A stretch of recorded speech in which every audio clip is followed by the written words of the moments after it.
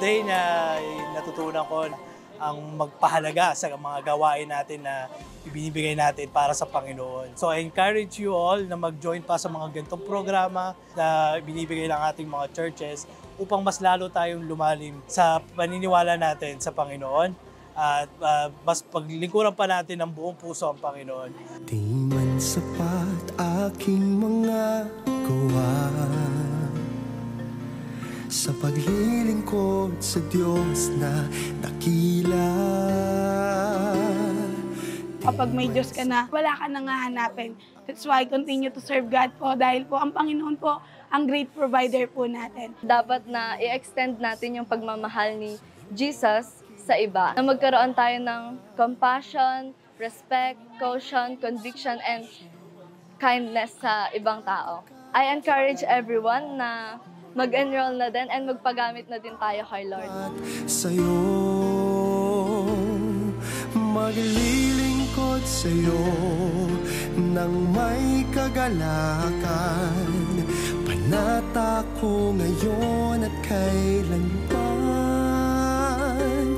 Mas lalo po akong na-motivate na maglingkod sa Lord fully, and gaya po ng sinabi kanina ni Pastora Jovi Binalya, is tignan po natin ang mga tao ng may pagmamahal, trust in the Lord with all your heart. Ang naging commitment ko po ngayon kay Lord, for as long as I live and as long as I have breath, I will glorify the Lord my God. Sama-sama po tayong mag-grow deeper pa kay Lord.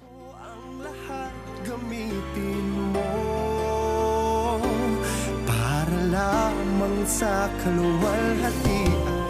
God became man for no other purpose but to draw men to Christ. Ngayon natapos ang inyong graduation, I pray na hindi po mawalang bisa ang lahat ng inyong pinag-aralan. Let this be the mantra of our life as ambassadors of Christ.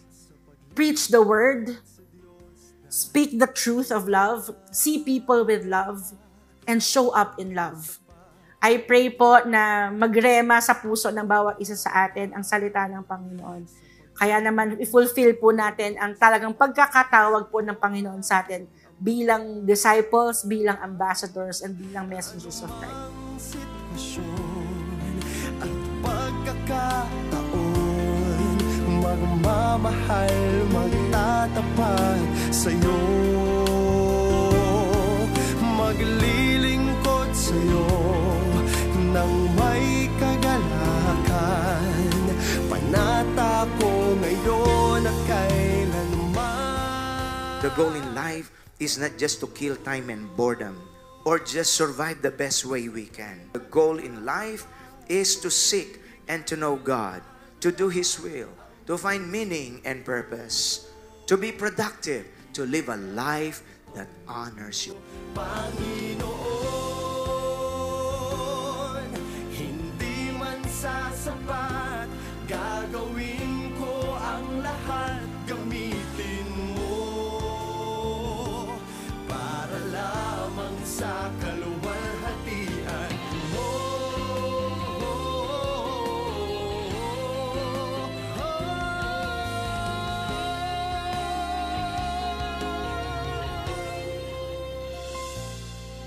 Anumang sitwasyon at pagkakataon, magmamahal, magtatapat sa'yo.